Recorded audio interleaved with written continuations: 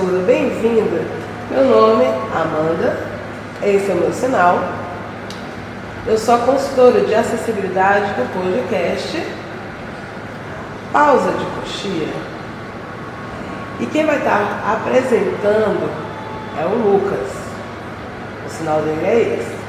Mas quem vai fazer a tradução no lugar do Lucas é o Wesley Clay. E a voz dos convidados é a Tatiana, que vai interpretar. Espero que vocês estejam ansiosos e gostem. Bem-vindos!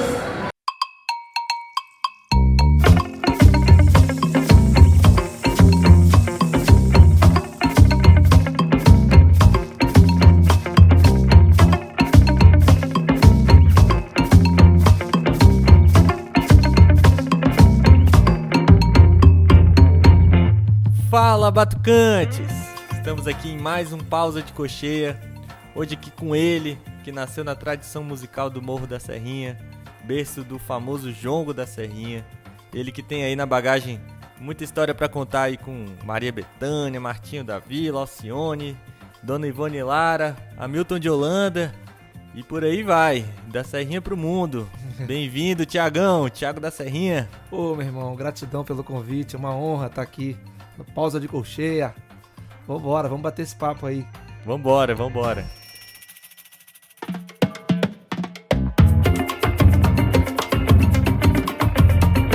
Tiagão, queria começar perguntando como é que você tá, como é que tá a vida, como é que tá a correria aí? Bem, aqui as questões de trabalho deu uma melhorada boa, assim, porque a gente que veio de uma pandemia, né, e ficou completamente parado, assim,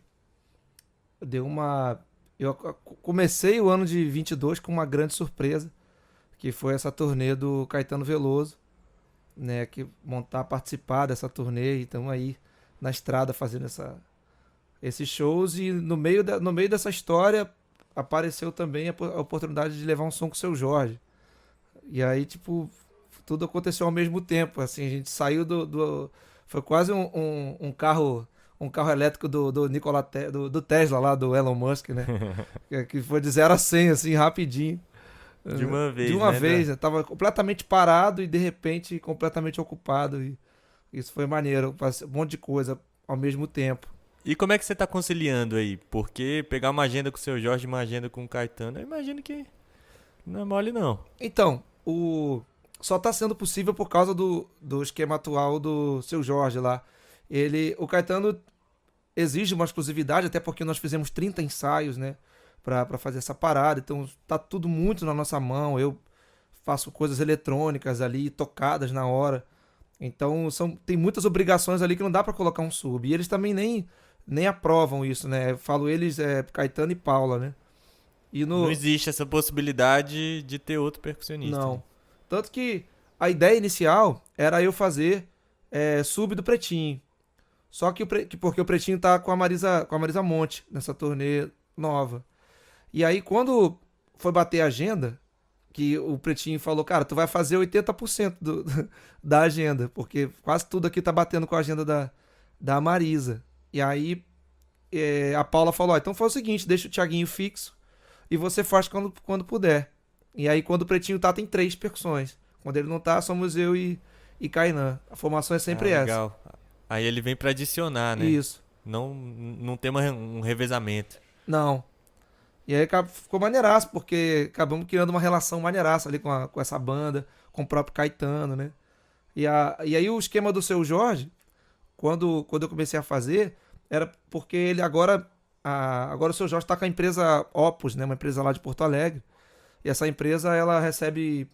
ela é financiada por fundo de investimentos, né? E aí eles adiantam um cachê pro artista, né? E o artista tem que pagar esses shows pagar essa grana fazendo aí uma quantidade de shows. E aí, como o Jorge já recebeu essa parada, a gente agora tá tendo que entregar esses shows. Então, quando eu entrei já nessa fase de vamos entregar. Então, como ele já tem um show pronto, eu só aprendi o show. E aí, quando eu não posso, vai um sub lá eles aceitam sub. E aí tá sendo dessa forma. Mas só que o único trabalho que eles aceitam, né, eu sair fora é o trabalho do Caetano, porque o Caetano eu já estava fazendo antes. E aí você chegou ali e já expressou essa condição ali, né? Já tô com o Caetano e tudo mais. Na Foi verdade, isso? eu nem precisei falar muito, porque o Rodrigo Tavares foi quem me levou pra fazer com o seu Jorge, que é o tecladista do que tá com o Caetano também nesse projeto. E ele toca com o seu Jorge há mais de 15 anos. E o seu Jorge, como o Pretinho da Serrinha não tá fazendo mais o trabalho lá com o Conjuntão Pesadão, né? E aí o Tavares me deu um toque, falou, pô, tu não quer fazer esse cavaquinho não, cara? Lá do Jorge? Eu falei, pô, seria um prazer.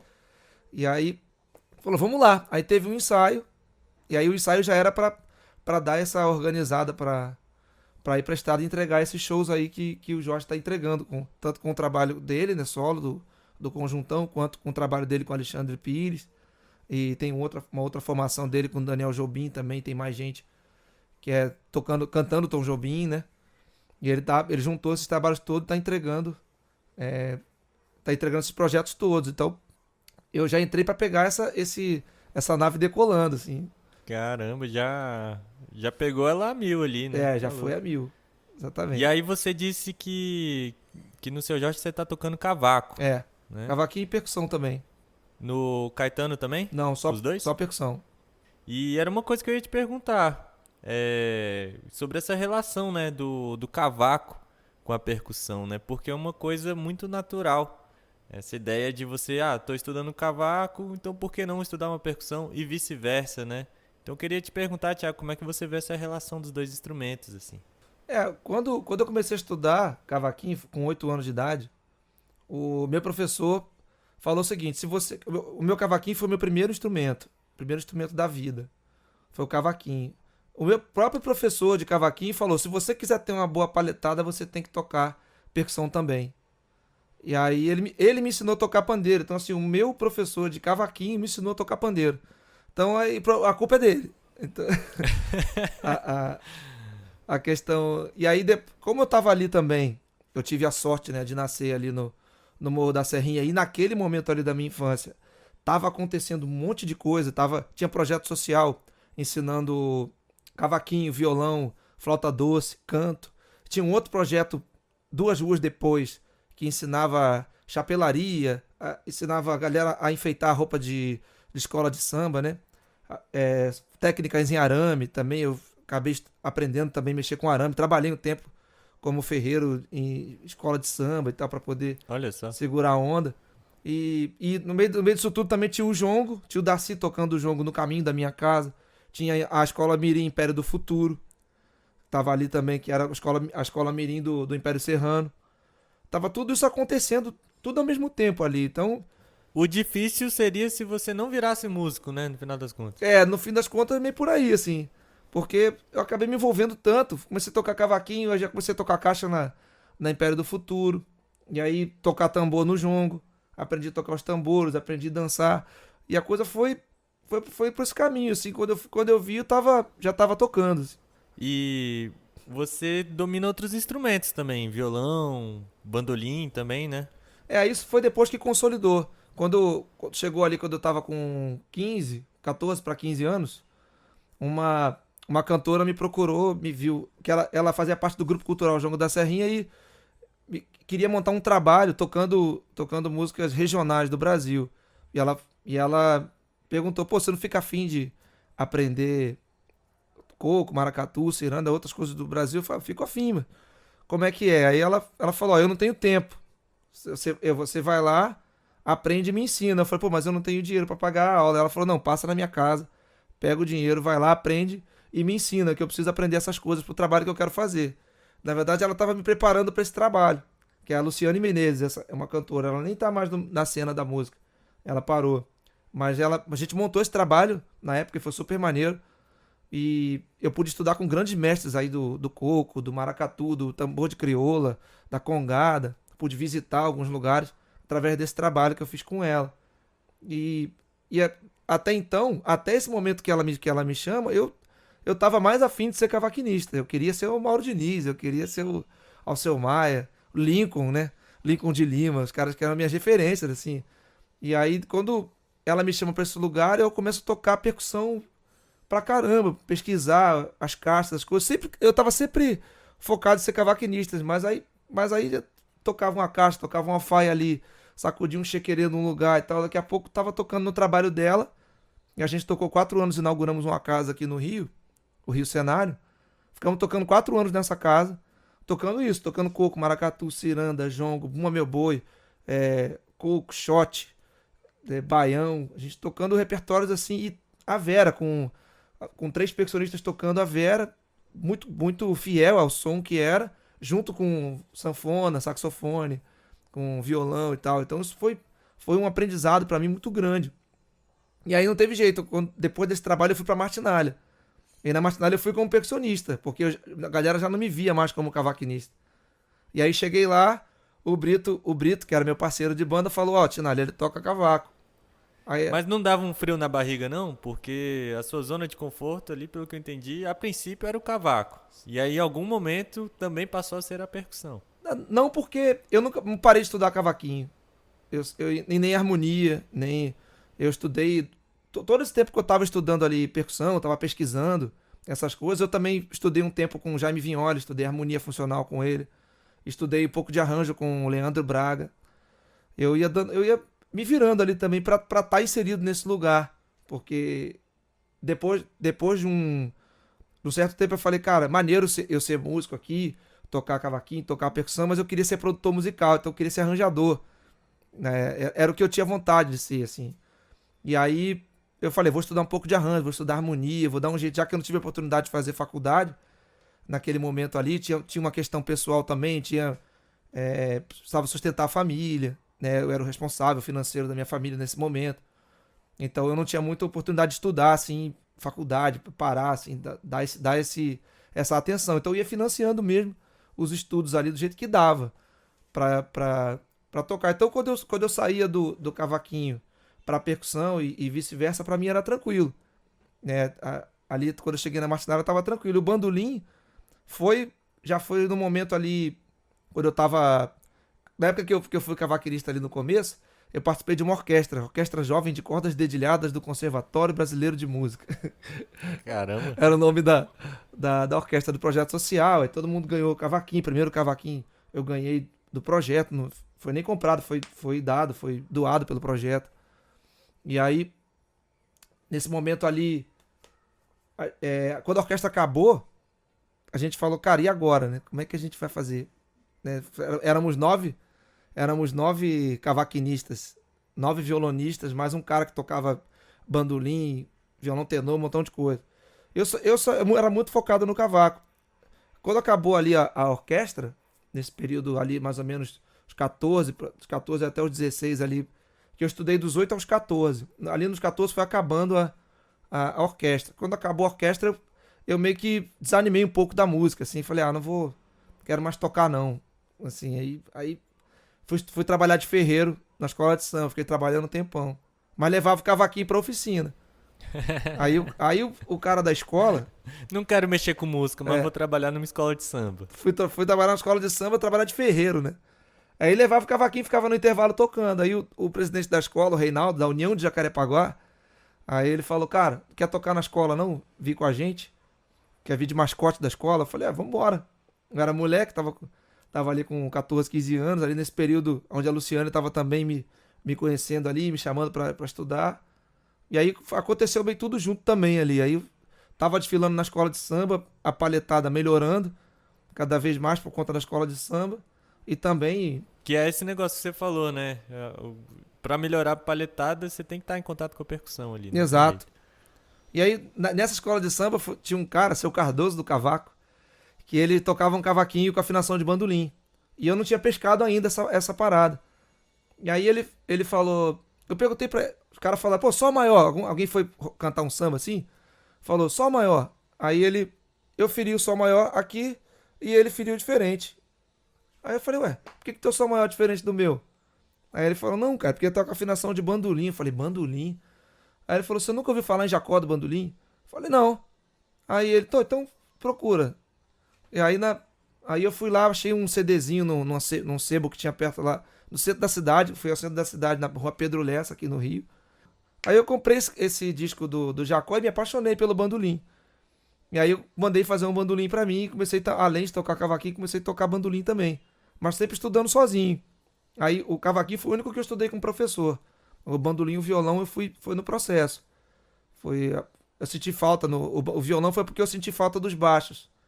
Eu tocava cavaquinho, eu sabia mais ou menos as omissões que eu tinha que fazer quando fazia harmonia, mas quando eu queria compor, eu falava, pô, esse acorde tá maneiro, mas tá faltando alguma coisa. Aí era o baixo do E é, acorde. e é legal que uma coisa vai levando a outra, né? Você estuda um instrumento e aí você olha assim, poxa, mas esse aqui vai me complementar, né? Então, beleza, você deu essa volta toda, né? E eu queria te perguntar, Thiago, como é que quando você retorna para tocar percussão, né? Claro, né? Você nunca largou a percussão, mas beleza, vai se aprimorando no violão. Como é que isso se reflete na percussão, né? Vai se aprimorando no bandolim. Como é que isso se reflete na percussão também? É, o cavaquinho, ele tem, pra mim, assim, quando eu penso no cavaco, eu penso que ele faz a união entre a harmonia e o ritmo, né, no samba. Essa é uma função muito forte do cavaquinho, porque ele entrega a harmonia da música, ele entrega uma base, mas também ele está entregando o ritmo, que, né, com paletada, o banjo mais ainda, né? Então acaba que você tem que ter os dois um pouco bem dominados, assim, né? E o bandolim e o violão, o bandolim veio para uma coisa do solo, que eu gostava do lance do solista e tal, sempre gostei. E peguei o bandolim por isso, que eu vi o Jacó, falei, cara, solar é um negócio tão maneiro e tal. E aí fiz o bandolim. O lance do violão, ele me trouxe mais harmonia. Ele me trouxe uma percepção maior de harmonia. Porque o que eu tinha estudado antes, só tocando cavaquinho, eu pude visualizar quando eu comecei a tocar violão. Quando eu dava o baixo do acorde. E aí a ponta do acorde me fala, ah, é verdade, aqueles quatrinhos que dá pra fazer no cavaquinho, se eu botar o baixo em outro lugar, ele muda de nome. Né? Ele muda de nome, muda de função. Eu fui meio que descobrindo, me descobrindo ali na matemática da harmonia. Mas o que reflete, assim, um no outro, principalmente da harmonia para percussão. A minha percepção na percussão, ela ficou muito mais ampla. Porque quando eu entro num processo criativo para ensaiar, por exemplo, com o Caetano, eu não presto atenção só no que a parte rítmica vai fazer. Eu fico de olho no que a harmonia está fazendo também. Qual é o ritmo que eles estão entregando ali também. Para eu complementar, porque às vezes a gente enche muito ali na percussão e quem está na harmonia também enche ali, sei lá, num piano ou no baixo, uma levada mais cheia. E, na verdade, alguém tem que tirar a mão. Algumas vezes sim, no processo criativo. Às vezes você quer entregar uma música e se todo mundo tocar muito, resolver tocar pra caramba, a gente acaba tendo uma certa... Fica excessivo a questão, acaba não entregando legal a música, né? Que é a melodia e aquela letra tem que aparecer. E então minha percepção ficou muito mais aguçada para isso. Às vezes eu entro com uma coisa muito pequena e às vezes eu vejo que a galera olha assim e fala, pô, esse cara tá com preguiça, vai tocar não, né? Mas é uma coisa de... Eu tô vendo que tem muita coisa acontecendo na parte harmônica. É até um respeito pelos outros instrumentos ali, né? Pelo contexto que está sendo formado ali, né? Exato. A gente pode, dependendo do timbre, do volume, quantidade de notas que a gente colocar numa levada de uma música, a gente pode acabar engolindo uma frase linda que está acontecendo num piano, numa guitarra, num violão. Então, eu fico de olho nisso, assim. Quando eu vejo que está acontecendo uma parada legal, eu acho um jeito de tirar a mão para aquela parada aparecer, assim. Então, a gente acaba vira um trabalho meio de arranjador na hora, assim. Você vai arranjando a percussão ali. Isso foi o que a harmonia me trouxe. E eu acho legal porque eu tive a oportunidade de estar ali coordenando os cursos de verão da Escola de Música de Brasília ali, né? Foi lá que a gente se conheceu, né? De forma virtual, mas foi ali, né? Com você ministrando o curso. E eu achei legal porque lá você deu atenção para como que, quando você tem um domínio de uma levada de um instrumento, você pode aplicar em outro, por exemplo, né? E na percussão isso acontece muito. Então, eu queria te perguntar também como é que isso se reflete no seu trabalho. Assim, se você procura aplicar as coisas muito de uma forma mais raiz, entre aspas, assim, digamos, ou então se você já vai experimentando mais. Hoje em dia, eu experimento mais. Hoje em dia. Mas porque Esse ano eu faço 20 anos de carreira acompanhando artistas aí. Então, já experimentei de tudo, assim, tanto na parte, tanto acompanhando cantores e cantoras, quanto na música instrumental também. Então, eu experimentei bastante coisa. Eu já fui mais raiz. Na época da Martinália, por exemplo, eu era mais tradiça. Que é ali entre 2006, né? Entre 2006 e 2009. Não, entre 2006 e 2011. Foi isso. Que aí em 2012 eu comecei a tocar com a Milton. Nesse período que eu tava com a Martinália, eu tava muito raiz, assim. Então, que aquilo que eu tinha estudado no momento da Luciane, que foi o meu trabalho anterior, ainda tava muito, muito fresco, muito novo pra mim. Eu ainda tava, como é que eu posso dizer? Solidificando ainda, interiorizando aquele banco de levadas que eu tinha pesquisado. E aí, qualquer oportunidadezinha que eu tinha, eu pegava e aplicava uma levada exatamente do jeito que era, no tambor de crioula, botava uma ideia meio de meu boi. E isso que é versatilidade, né? Pra você botar várias ferramentas na sua caixinha. Exatamente. Ali, né? E vai usando conforme consegue, né? E depois foi passando, cada trabalho eu ia aplicando de uma forma mais singela. Eu fui ganhando também mais inteligência.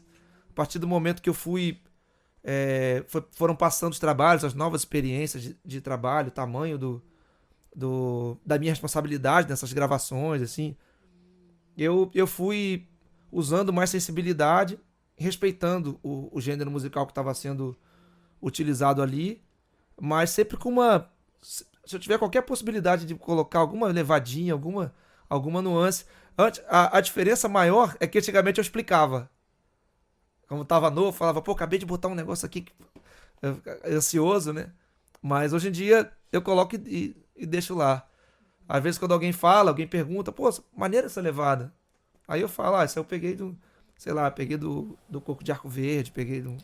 Eu sinto que isso é comum nos percussionistas que estão chegando, né? Que ainda estão construindo suas experiências, assim, essa questão... É até um pouco de afirmação, assim, né? De tipo, olha como eu também domino algo, assim, né? Infelizmente a gente encara muito uma certa forma de preconceito mesmo, né? Por ser percussionista, né? E às vezes é uma forma de afirmação também isso, né? Sim. E é engraçado porque pra mim foi muito doido essa caminhada toda ali naquele momento de pesquisa, assim, porque até me vestir diferente, eu me vestia, assim, como nordestino, assim, sandália de couro, calça de linho largona. Era a parada mais nordestina, assim, o jeito mais nordestino de se vestir. E depois, quando eu fui entrando pra MPB, assim, que eu fui pro samba, e quando cheguei na música instrumental, que aí também, por influência de alguns amigos que já estão há muito tempo na música pop, eu fui vendo a galera, pô, essa galera se veste mais neutra e tal, então assim, não sei se é por isso que eu não fui pra esse lugar ainda, não sei o que, achava que tinha a ver mais com... Achava que nem tinha a ver com música, era mais pelo estilo, assim, então... Aí eu fui meio que achando um outro caminho e depois eu vi que tinha nada a ver, era bobeira da minha cabeça, era coisa da falta de maturidade mesmo. Então, às vezes a gente fica preocupado com coisas, assim, até nessa questão da gravação no estúdio. Pra pessoa não vai fazer a menor diferença se a gente falar, isso aqui que eu apliquei foi uma levada do Ilu, né, de Yansan, não sei o quê. Se você chega num trabalho lá pra gravar com o diretor do Chico Buarque, com, sei lá, com qualquer cara desse assim, os caras tão nem aí se é um Ilu, o que é. Eles querem que fique bonito e seja maneiro, né, a entrega disso seja elogiada depois, ganhe prêmio. Os caras querem isso. E aí que tem que saber equilibrar um pouco, né? Essa questão da pesquisa, a questão da estética, né? E da funcionalidade também, né? Porque esses produtores, eles pensam muito na funcionalidade, eu imagino. Exato. É por isso que eu falo sempre da construção do banco de levadas, porque quando a gente domina uma quantidade grande de levadas, de células rítmicas, a gente tem um banco infinito para oferecer. Você chega lá, o produtor pede uma levada. Aí você faz. Ah, essa não ficou legal. Outra. Aí você tem outra pra oferecer. Essa não ficou legal. Outra. Você tem e tem. E tem. E eu já passei por situações assim. De eu estar com um instrumento na mão e fazer uma levada. Aí, uma levada mais cheia. Fiz uma levada mais cheia. Tipo, não, uma menos nota. Aí, menos nota. Agora não. Agora pode botar um pouco mais. Tirou muito. Aí, até achar um caminho não, entre a criatividade, né, e o conhecimento ali. Porque no fim das contas, a criatividade nada mais é do que o nosso cérebro trabalhando tudo que a gente tem.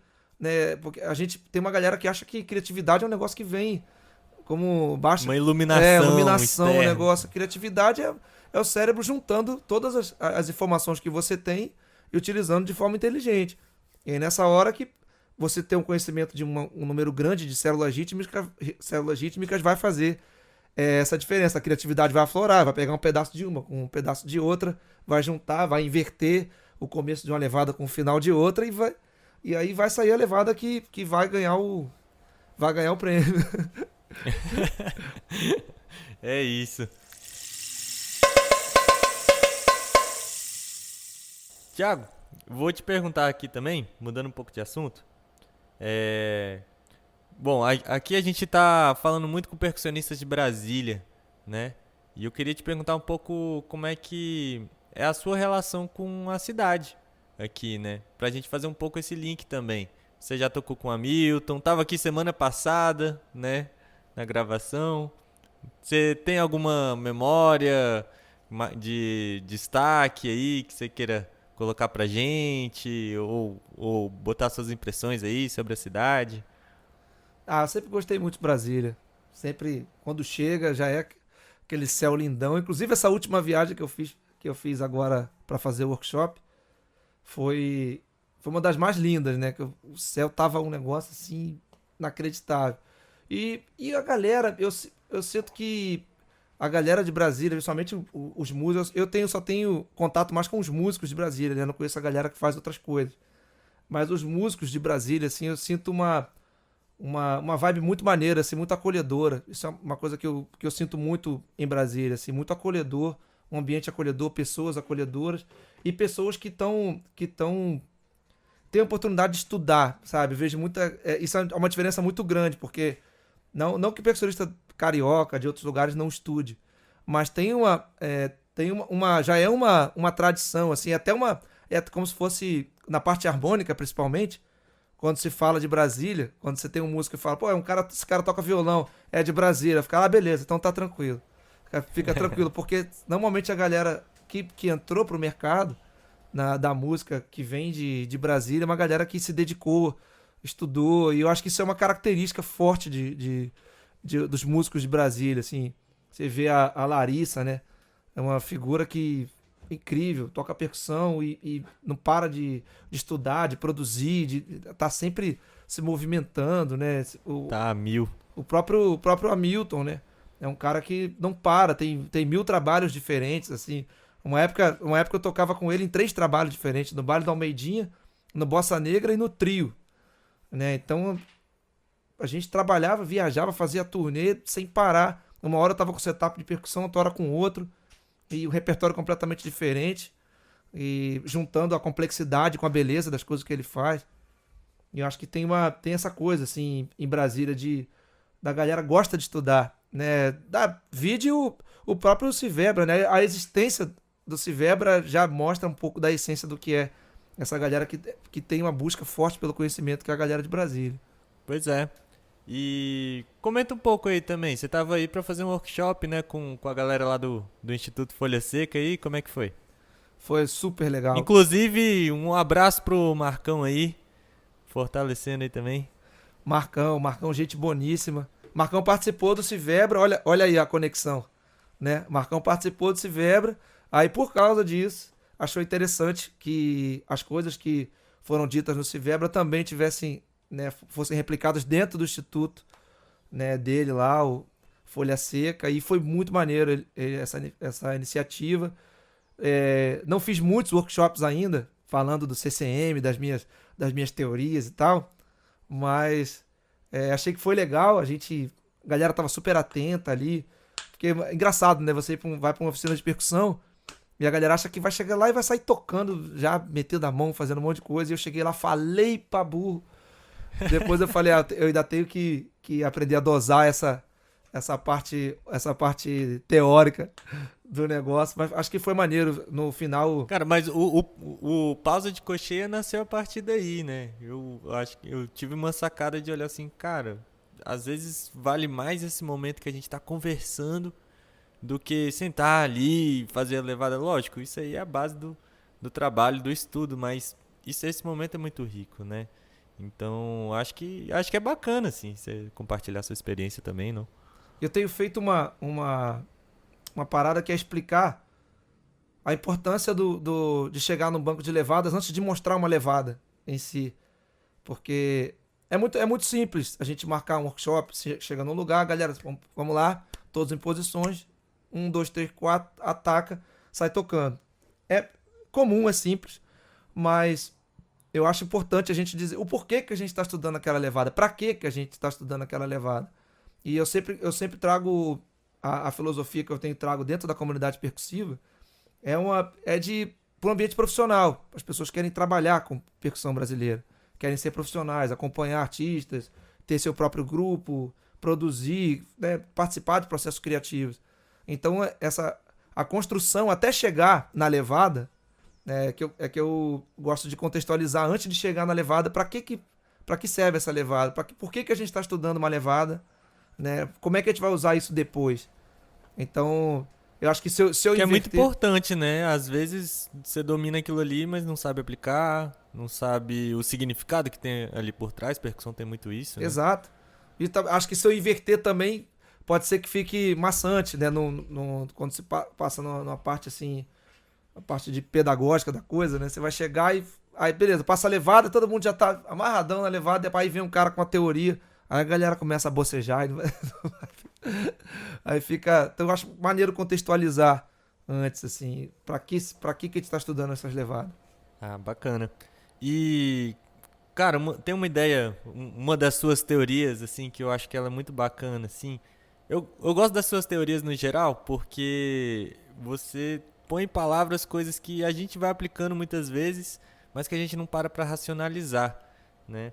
E no meio dessas ideias, assim, eu gosto muito da ideia do máximo divisor orgânico, né? Que é uma parada sensacional, assim. Eu acho que todo mundo tinha que ter contato com isso, assim. Você pode falar um pouquinho mais sobre isso, só para ficar registrado? Claro. O máximo divisor orgânico é uma coisa mais interpretativa, né? Porque quando a gente tá participando de um processo criativo, eu sempre uso essa frase processos criativos, porque uma gravação é um processo criativo, um ensaio com uma banda, com um artista, tudo isso é processo criativo. Um ensaio para tocar percussão numa peça de teatro, a tocar com Cirque du Soleil, é um processo criativo, né? E aí, muitas vezes, a música que está sendo tocada, ela tem uma pulsação, né? Que é normalmente marcada pelo metrônomo, ou pelo grave. Alguém tá dando esse chão ali.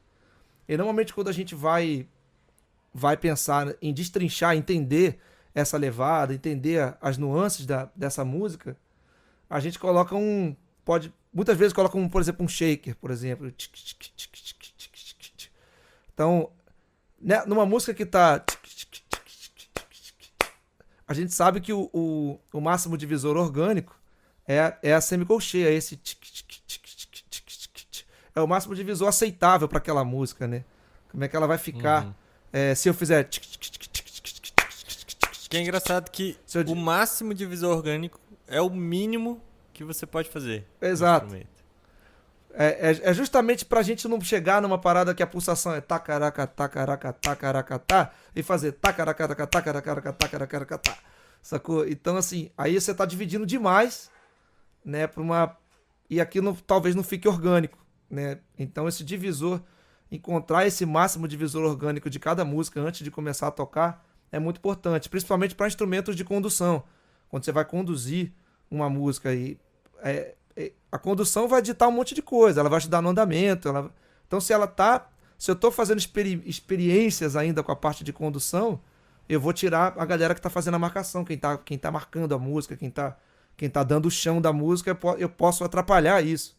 Então é uma dose ali interessante para entender o máximo divisor orgânico ou o máximo divisor aceitável. E essa teoria, né, no meio de várias outras, essas teorias todas você para um momento pra pensar ou são coisas que você vai reparando assim no seu trabalho e aí você fala, peraí, deixa eu organizar isso pra passar à frente? É tudo observando mesmo no dia a dia. Algumas coisas quando vem uma ideia, assim, aí eu paro, aí escrevo, penso, abro um mapinha mental. Você deve saber que eu gosto do mapinha mental. Sim. Aí abro o mapinha, começa a ver possibilidades de nome, porque às vezes chegar no nome é o mais difícil, né? Explicar isso, né? Como é que eu explico isso? Isso também veio de uns cursos que eu fiz de marketing digital, onde eu também estudei para como montar um curso online, como fazer uma escrita persuasiva para divulgar o curso e tal. Essas coisas eu fui estudando e vários dos professores falavam que era importante dar nome às suas teorias. E aí eu já pensava dessa forma na hora de gravar, mas eu não tinha dado nome ainda. Sempre, desde quando eu comecei a gravar, ali com 15, 16 anos, eu sempre pensei dessa forma, mas nunca dei nome, nunca precisei ensinar isso. E aí quando veio a pandemia e veio a ideia de gravar um curso online para disponibilizar para a galera, meio que eu estava pensando no curso online, eu ia disponibilizar essa pesquisa como se fosse uma despedida minha da percussão, assim, a minha ideia era essa. Ali na pandemia, eu falei, não, eu vou deixar isso registrado, essas paradas, e vou cantar minhas músicas, porque eu também sou compositor. Tô para gravar um trabalho, inclusive, meu. E também tava afim de deixar esse projeto ali registrado, pra tipo, ó, galera, tudo que eu sei tá aí. Beleza? Aí, agora eu vou cantar minhas paradas e tal, não sei o quê. Precisa dar um workshop, eu vou lá, faço uma palestra, alguma coisa e tal, mas não levar a percussão acompanhando artistas por muito mais tempo, né? Porque eu sempre quis cantar minhas músicas, sempre quis levar um trabalho meu adiante mesmo. Eu tenho mais de 100 músicas e algumas gravadas por aqui, um lugar ou outro, um artista ou outro, uma menina de São Paulo gravou uma música, né? Mas você mesmo já parou pra gravar suas músicas, não? Eu tentei algumas vezes, mas aí ficou caro pra realizar, pra fazer de um jeito que... Porque também, quando a gente entra pro mercado, o critério da gente vai lá em cima, né? Então a gente fica não consegue fazer um negócio meia boca, né? Aí eu tentei uma vez, aí vi que não ia ficar do jeito que eu gostaria, aí parei. Aí tentei uma segunda vez, pandemia. Eu tava bem ali, começando a produzir meu disco, o André Vasconcelos que ia produzir o disco. A gente tava ali já começando, falando de repertório e tal, aí acabou que pandemia, eu falei, cara, a grana que eu tinha aqui, eu vou deixar ela, né, segurando aqui, que eu não sei, né, quando é que vai passar esse negócio. Mas parece, do jeito que você tá falando aí, parece que é uma ideia que já tá pulando da gaveta aí de novo. Saindo da gaveta. Então, aí, depois desse processo todo lá com o Caetano, a gente passou 2 meses ensaiando no estúdio dele. E, pô, um estúdio maravilhoso. Na casa dele, no Rio, na casa do Rio, né? E aí, depois, ali, estreitando os laços ali, conversando e tal, na estrada, as coisas foram caminhando para um lugar que eu falei que, pô, será que eu não podia gravar meu EP lá nesse estúdio, não, do Caetano, não? Pô, o estúdio fica lá, né? Só o Caetano usa. Pouca gente usa, pô, acho que a gente já conquistou uma confiança. Ele me apresenta no show sempre com um adjetivo novo, uma ideia nova, assim, sempre tá legal. Super legal, assim, até a galera da banda fica falando, pô, você tem que gravar as apresentações dele, né, que ele sempre faz uma apresentação. Ele falou, o show de Brasília, agora ele falou, exibindo sua meticulosa precisão. É muito fofo, né, cara? É uma figura. E aí a gente riu pra caramba e tal. E aí nessa parada, o Lucas, que é o produtor musical desse show, junto com o Pretinho da Serrinha, que produziu o disco que a gente tá fazendo a turnê, o disco Meu Coco, ele tem mais abertura lá. Cresceu dentro da casa do Caetano, com os filhos do Caetano e tal. E eu falei com ele, falei, pô, será que eu desse um papo na Paula lá? Dá pra gravar esse disco lá, não? Aí ele falou, cara, eu acho que dá com certeza, sem sombra de dúvida. Aí eu falei, pô, então acho que eu vou começar esse movimento. Porque, pô, querendo botar essas músicas na rua. Tinha até um projeto que a gente fazia aqui toda segunda-feira no Rio, que era o Samba da Gávea, onde a gente cantava músicas nossas, assim, cantava muita coisa, né, conhecida também, mas a maioria das coisas eram nossas, assim, coisas que foram surgindo também ali, as parcerias que surgiram ali também no processo. Era toda segunda-feira. E aí esse projeto a gente gravou um audiovisual e, coincidentemente, os meninos, o Alfredo Del Penho, João Cavalcante, Pedro Miranda e Moisés Marques, tinham gravado também um audiovisual deles, onde eles gravaram a maioria das músicas que eles teoricamente gostariam de gravar no Samba da Gávea. E aí, quando chegou a hora de gravar o audiovisual do Samba da Gávea, sobraram as minhas músicas. E a gente gravou, eles cantaram as minhas, assim, cantaram três ou quatro músicas minhas nesse audiovisual. Então foi muito maneiro essa parada. E tem uma galera que gosta dessas músicas, e já tinha um público que ia lá e sempre pedia, pô, canta aquela música de Herê, aquela música do Vida de Moleque, não sei o quê. Então, muita coisa acontecendo pra esse lado de composição, e a pandemia deu uma murchada nisso. E aí agora eu falei, cara, teve um dia também que eu tava nos ensaios, o Lucas falou, cara, o Caetano tem que conhecer tuas músicas. E aí ele, um dia de bobeira assim, o Caetano tava sentado à toa, aí ele pegou o violão e falou, é agora. Aí ele falou, vem Tiaguinho. Aí cheguei, aí ele falou, Caetano, o Tiaguinho também é compositor, pô, tem umas músicas maneiraças. O Mosquito, que é compositor, que é cantor de samba e compositor daqui do Rio, tá gravando um disco lá no estúdio do Caetano, e gravou uma música minha, que é o Vida de Moleque. E aí ele falou, pô, o Mosquito vai gravar a música dele, Vida de Moleque, canta pra ele Vida de Moleque. Aí eu cantei pro Caetano, ele adorou a música.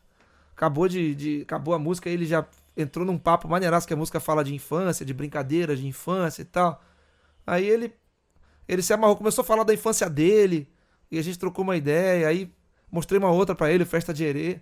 Aí ele adorou. Aí depois disso, quando a turnê começou a caminhar, na hora de apresentar os músicos, na hora que ele ia me apresentar, ele falava, Tiaguinho é compositor também, faz músicas lindas com acordes complexos. Mano. Aí falei, pô, aí quando ele começou a falar isso nos shows, isso foi me dando mais vontade de gravar de novo, né? Eu falei, cara, Pô, o Caetano Veloso falando isso. ele tá falando que eu sou compositor, tá falando que as músicas são lindas, e eu falei, cara, eu tenho que gravar.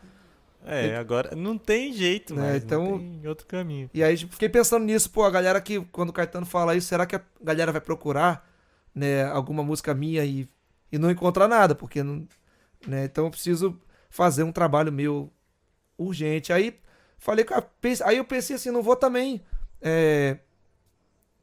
ficar rodando lâmpada, não. Se é pra gravar, é marcar 2 dias com a própria banda do Caetano, que a gente já tá entrosado, a gente entra lá, faz 6 músicas e vambora. É isso, né? Time que tá ganhando, né? Não vou também ficar fritando muito.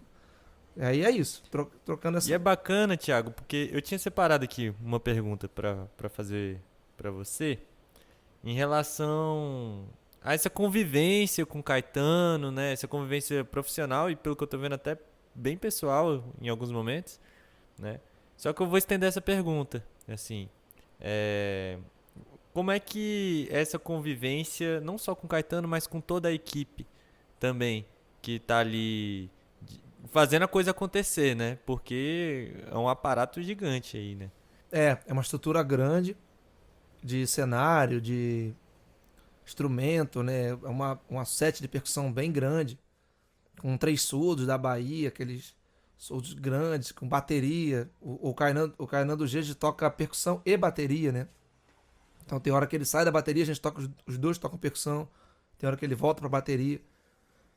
E é uma estrutura grande, é uma galera viajando, assim, mas o Caetano, ele tem uma estrutura, como tá nessa de fazer turnê já há muitos anos, né? Já fez todo tipo de turnê com orquestra, sozinho, com banda, com trio. Então, assim, experimentou de tudo, né? Nessa parada. Ele é um cara que tem muita estrutura, muito, muito conhecido no mercado. Então, assim, a estrutura dele é grande. Então a gente fica. Acaba que. E a gente tem um certo conforto lá, né? Bem, bem maneiro, assim. E aí a equipe também, uma galera muito gente boa, assim. Eu acho que tem uma parada que eu escutei em palestras de empreendedorismo, assim, que eu gosto de ver, que fala que a empresa é o reflexo do dono, né? E o Caetano, acho que pelo fato dele ser tão gente boa, assim, um cara agregador, uma figura, né, o Caetano faz você se sentir importante, porque ele quer saber como é que você tá, ele quer ouvir, ele te ouve, né? Então é o tipo, ainda mais um cara que é intelectual como ele, assim, um cara que é difícil você desenvolver um assunto com ele, porque é um cara muito intelectual, tem um nível de conhecimento muito alto, né? Caetano lê todo santo dia, né? Não para de ler, tá sempre se informando, se conectando, tem amigos jornalistas, historiadores, de todos os jeitos, assim. Então o ambiente que ele convive é um ambiente muito intelectual também. Mas ele convive tranquilamente num ambiente que a galera tem menos conhecimento, e é uma parada. Ele é muito do ser humano, assim, ele gosta de experiências antropológicas, né?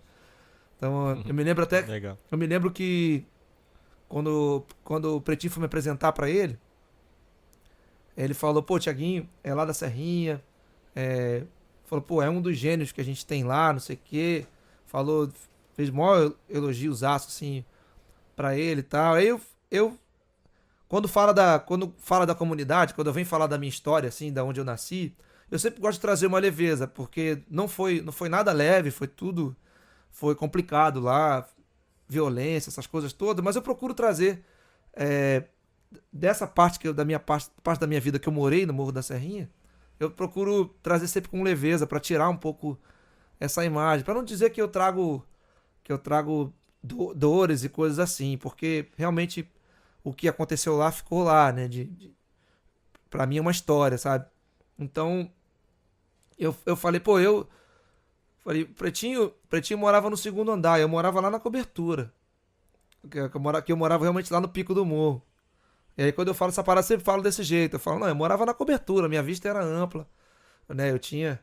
Conseguia ver o Campo dos Afonsos, que é o lugar onde tem o campo da aeronáutica, aqui no Rio, que dá pra ver negócio de paraquedismo e tal, dá pra ver quando tá rolando treino lá, né? Legal. Aí, tipo, eu sempre falo isso, aí quando eu falei dessa parada que o Pretinho morava no segundo andar e eu morava na cobertura, e na hora ele se conectou, assim, achou super maneiro o Rio, e aí a gente acabou conversando um pouco mais sobre isso, aí o Pretinho falou, Tiaguinho a minha referência do Tiaguinho é povo lá de cima, povo lá de cima, que aí também tem uma questão até histórica mesmo, né? Porque lá na Serrinha,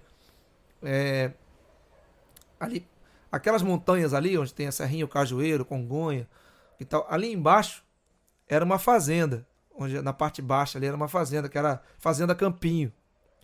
E aí ela foi arrendada, né? Por um cara chamado Lourenço Madureira, que é aí que deu o nome ao bairro de Madureira. Esse cara que dividiu a Fazenda Campinho em Fazenda Portela e Fazenda... Como é que era a outra? Ele dividiu em várias fazendas. A Fazenda Portela é exatamente no lugar, no pedaço de terra onde fica a quadra da Portela. Hoje, assim, onde tem a estrada do Portela e tal. Então ele dividiu a fazenda em vários pedaços, e a Fazenda Campinho, onde é o bairro de Campinho hoje, né? E a parte de Madureira, que é onde é Madureira hoje, ficou como Fazenda Madureira. Naquele pedaço ali, quando ocorre a abolição, rola uma migração imediata, né, da galera indo buscar outros pedaços também, um lugar para morrer, um lugar para morar. E aí quando eles chegam ali na Serrinha, eles vão ocupando de baixo para cima, né? A parte plana já estava ocupada, porque tinha fazenda ali, e aí eles foram ocupando, subindo. Então, metade do morro, assim, hoje em dia não dá para saber tanto, mas metade do morro é basicamente negros, assim, e da outra metade para cima, a partir do final da década de 70, começou a migração muito forte de nordestinos para aquela área ali.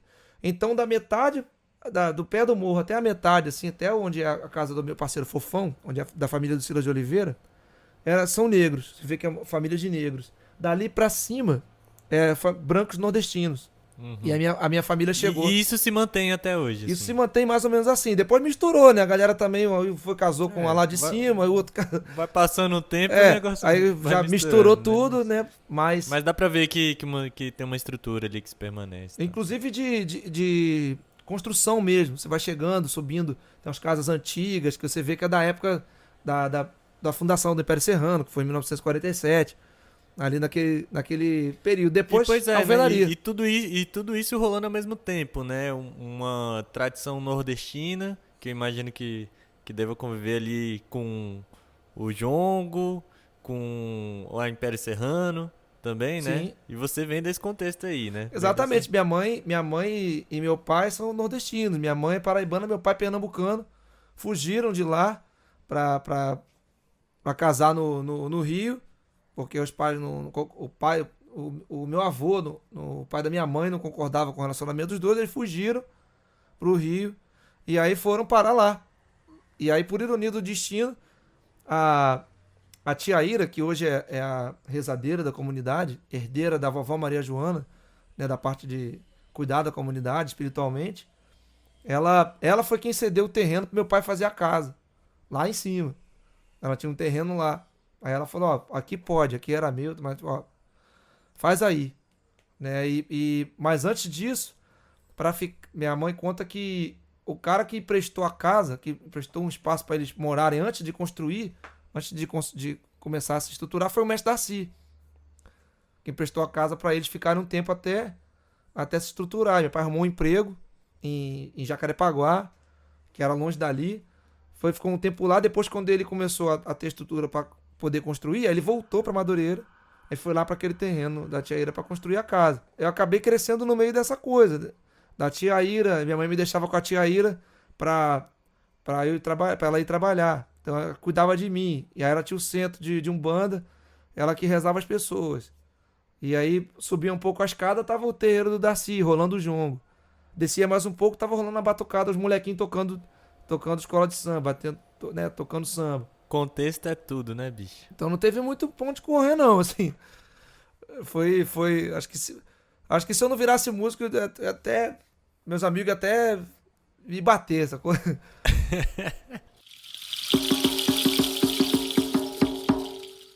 Thiago, vamos aqui pros finalmente. Queria fazer 2 perguntas aqui pra você, tá? A primeira é te perguntar qual conselho você daria pra quem tá chegando, pra quem tá conseguindo as suas primeiras conquistas na música, principalmente na percussão, por agora, né?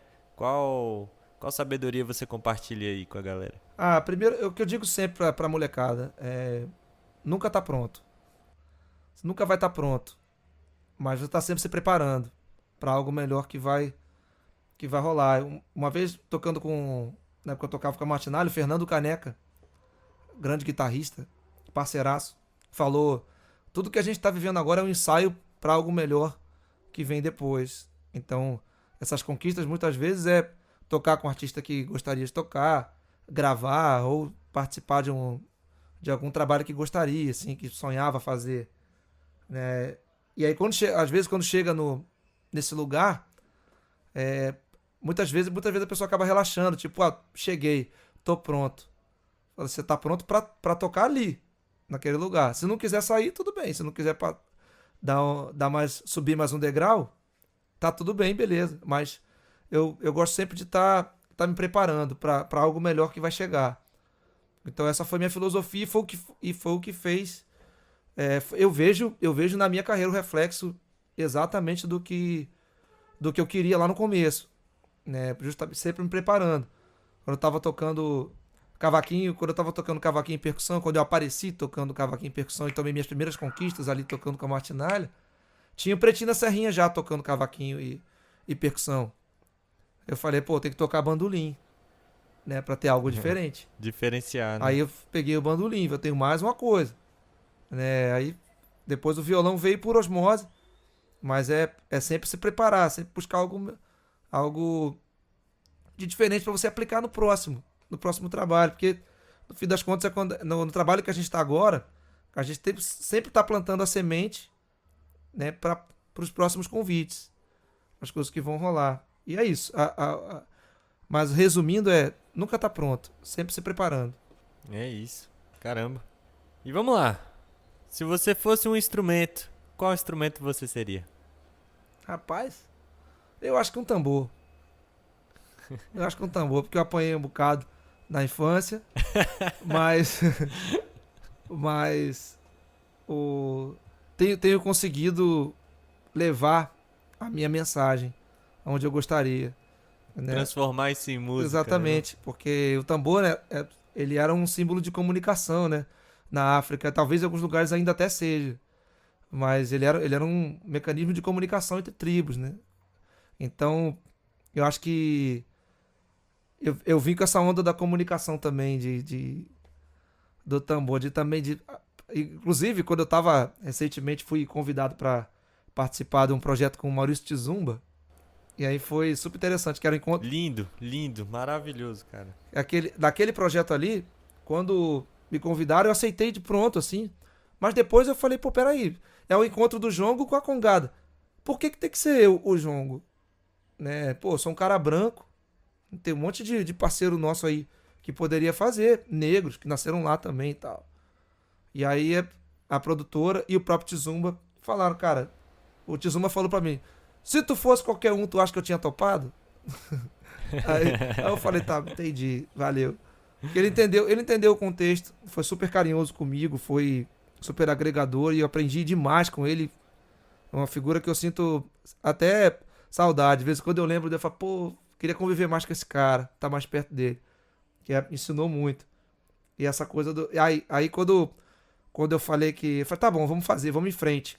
Ele falou, e o seguinte, prepara o lombo pra apanhar. Aí eu falei, por quê? Ele falou, porque vão te criticar. Você acha que tu vai passar levinho, liso, nessa? Vão criticar. Aí realmente criticaram. A gente fez uma live, foi uma live workshop, né, entre dos dois, assim, e as pessoas mandavam Foi sensacional. Mandavam umas perguntas, assim, meio esquisitas, sabe, pra pegar a gente na curva. Aí eu fui tentando desviar ali. Teve uma repercussão, assim, também, né? Que chato. Aí ele viu que eu tava respondendo, sendo o máximo educado que eu podia, assim. Aí teve uma hora que ele deu uma cortada, assim, eu falei, beleza, aí saí.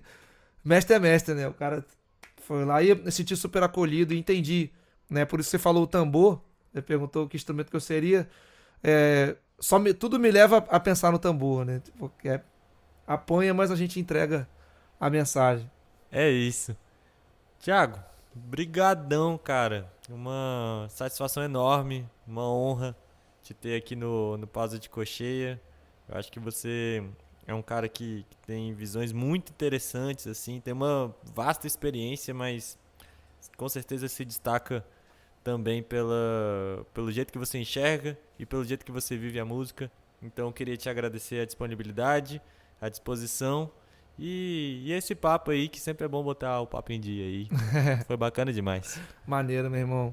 Gratidão, Luquinhas, gratidão pelo convite e sucesso, cara, sucesso pra esse podcast.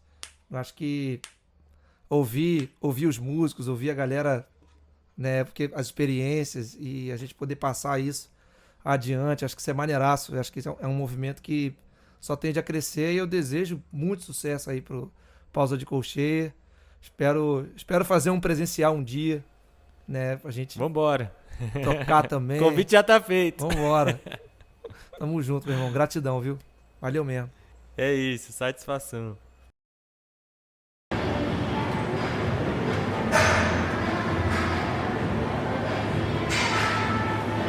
Esse projeto é realizado com o Fundo de Apoio à Cultura do DF. Coordenação e apresentação, assistente de produção,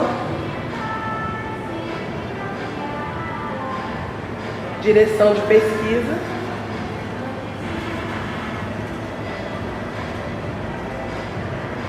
assistente de pesquisa,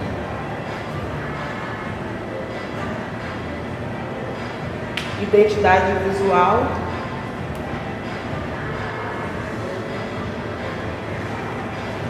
edição de voz,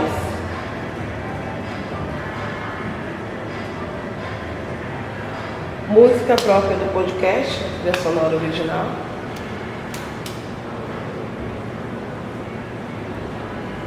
Edição de música.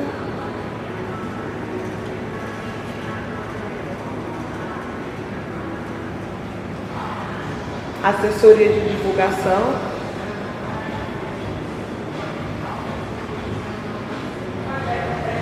Assessoria de jornal e TV.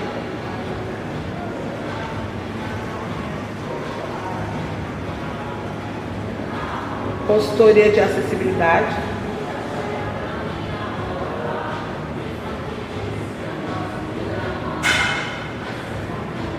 Intérprete de Libras.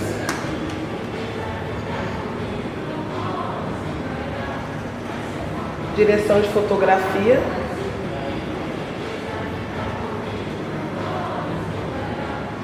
E edição de vídeo.